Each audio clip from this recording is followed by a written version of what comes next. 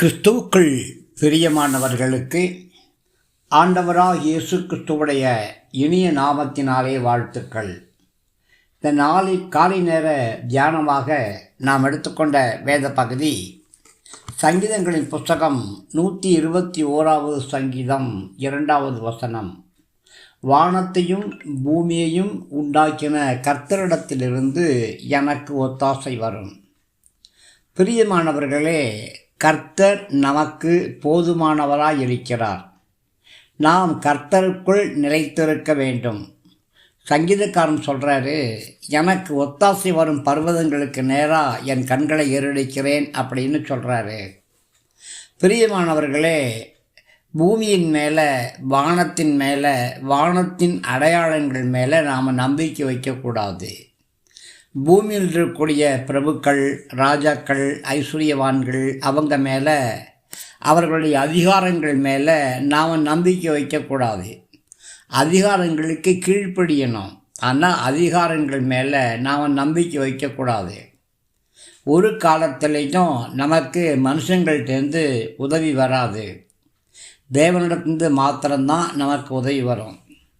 எனக்கு ஒத்தாசை வரும் பர்வதங்களுக்கு நேராக நான் கண்களை ஏறெடுக்கிறேன் அப்படின்னு சொல்லணும். வானத்தையும் பூமியும் உண்டாக்கின கர்த்தரிடத்திலிருந்து எனக்கு ஒத்தாசை வரும் அப்படின்னு சொல்லணும். பிரியமானவர்களே, கர்த்தர் தான் வானத்தை உண்டாக்கினார், கர்த்தர் தான் பூமியை உண்டாக்கினார், கர்த்தர் தான் உயர்ந்த பர்வதங்களை உண்டாக்கினார். இதெல்லாம் தேவனால் சிருஷ்டிக்கப்பட்டவைகள். நமக்கு மெய்யான உதவி சிருஷ்டிகர்டேந்து வருமே தவிர சிருஷ்டிகள்டேந்து மாத்திரம் வராது. நமக்கு உதவி வரும் அப்படின்னு சொல்லி ஆண்டவரை நோக்கி பார்க்கணும், அறிக்கை செய்யணும், ஆண்டவரையே சார்ந்து இருக்கணும். வேலைக்காரனுடைய கண்கள் எஜமானுடைய கைகளை பார்க்குற மாதிரி, வேலைக்காரியின் கண்கள் எஜமாட்டியின் கைகளை பார்க்குற மாதிரி நம்முடைய கண்கள் எப்பொழுதும் ஆண்டவரை நோக்கி பார்த்ததாக இருக்கணும். கர்த்தருக்கு சித்தமான வழியில், கர்த்தருக்கு சித்தமான நேரத்தில், கர்த்தருக்கு சித்தமான நபரை கொண்டு நமக்கு உதவிகள் வரும்.